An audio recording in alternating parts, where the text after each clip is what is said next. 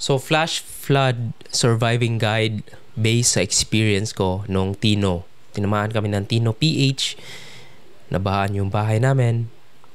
Waste level. Tapos, ang biglang umakyat yung tubig. Buti na lang na-secure namin yung ibang gamit sa taas. And, napaka-traidor ng tubig nung Tino. Kasi, first, naglandfall siya mga 2 a.m. sa Leyte. Nung dumating siya sa Cebu, mga around 5 a.m. Pero, mahina pa yung ulan. Bigla na lang lumakas. Then, yun pala, flash flood na. Kaya, sa video na to, isi-share namin yung learnings ng Tino. Paano ba nag-survive ng flash flood after that disaster. So, number 1 is create a way to reach your roof. Kung second floor yung bahay nyo or yung lugar nyo, make sure na i-check nyo yung lugar nyo. Meron tayong tools na NOAA Education, UP. Yung tools na yon, pwede mo makita yung area nyo if flood risk ba. Napakagamit na tool na yan. Sana yung budget ng government dun nila binuhos para sa science ng flood. Yeah.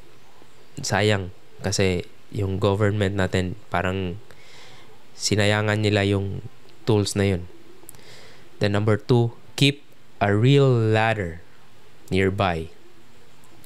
Ladder guys, ladder na aluminum. Napaka gamit nun. Meron akong ladder nun. Dun ko inakyat yung mga gamit. Yun yung ginamit mo. Kasi not a chair kasi pag babaha, yung chair lulutang. Yung ladder kasi ano siya, mabigat kaya hindi siya. Then basic rescue tools. Ito, grabe yung experience ko kasi nag-rescue po ako ng isang tao dun sa loob, yung kapitbahay namin. So, hindi na mabuksan yung pinto. So, ginamit ko yung crowbar. Yun yung rescue tool na ginamit ko. Although, mayroon akong sledgehammer. Yung crowbar kasi yung reachable ko that time. Alam ko yung location. Kaya nabuksan ko yung pintuan. Sabay rin, pumasok yung tubig. Kaya yun. Kaya napaka-gamit nun. Then, yun, nag-freeze rin kami ng tubig na bottled para if ever mawala ng kurente yung ref, meron pa kaming ice. Kaya yun yung grabe.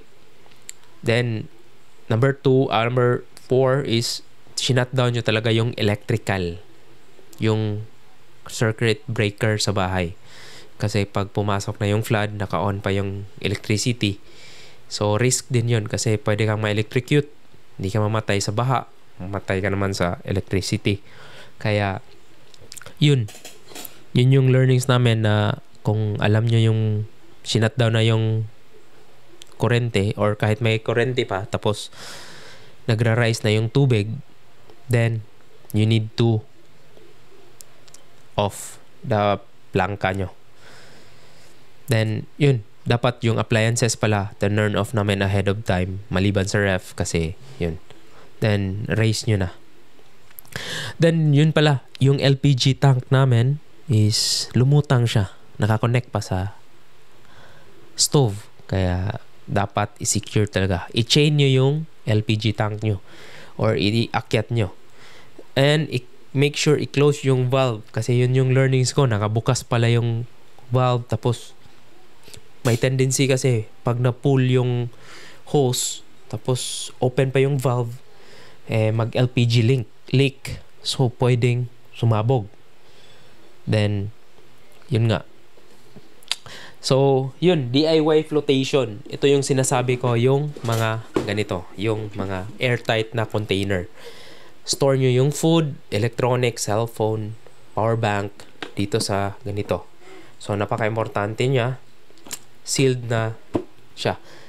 Unless, lulutang kasi ito eh. Unless buksan mo, then papasok na yung tubig, hindi na siya lilitaw.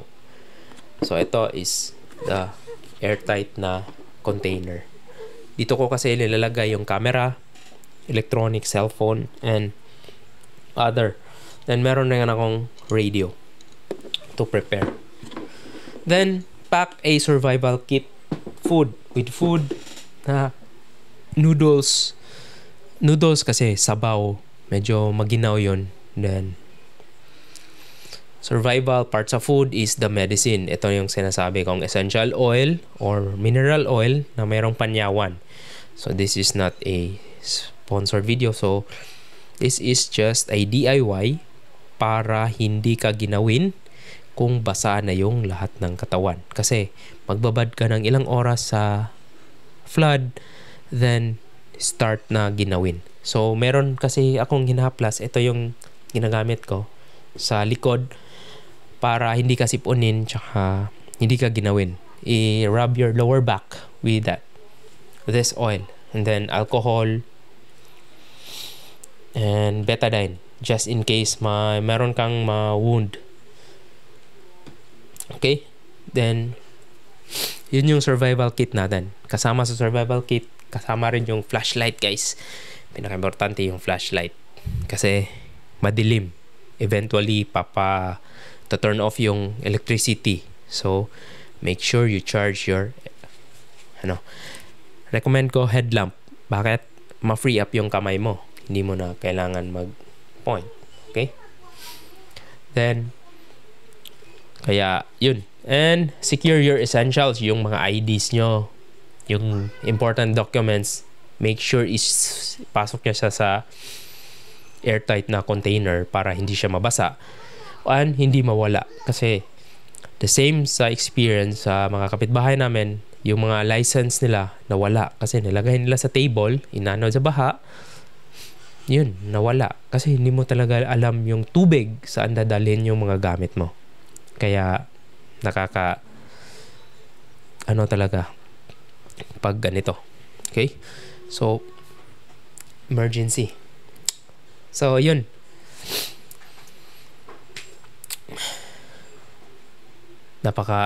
Grabe yung experience namin. So hopefully yung video na to nakatulong sa preparation nyo sa paparating na bagyo. Okay? So bangon tayo, Cebu. Kaya natin. Hopefully 1PH. Careful kayo, guys. As much as possible, huwag nyong iwan sa bahay or doon na lang sa safety. Then make sure na i-check nyo yung surroundings nyo. Napaka-traidor ng flash flood talaga. Kaya yun, kung nangyari lang yun na tulog kami, inanod na yung mga sasakyan, yung lahat ng gamit. Pagising naman lutang na. Kaya yun yung experience. Okay? Okay, so dito lang muna. Hopefully nakatulong itong flood survival kit after the Tino PH sa mga coming. Kasi yun yung need natin ma-prepare. Kahit ma-prepare kayo, kung yung flood na tubig is grabe talaga, evacuate na lang po kayo. Huwag nyo nang hintayin yung government pa yung mag-initiate sa evacuation. Once malaman nyo yung risk sa lugar nyo, then hindi talaga siya worth it na magstay pa kayo dyan kung babahin talaga o lagpas tao. Kasi yung mga learnings ko is yun, ang dami natin biniling gamit, pero once the nature calls it, yun talaga. Kasi tayo naman yung humans talaga yung nag-cross sa nature. Tayo yung sumira. Tayo yung naggawa ng mga buildings.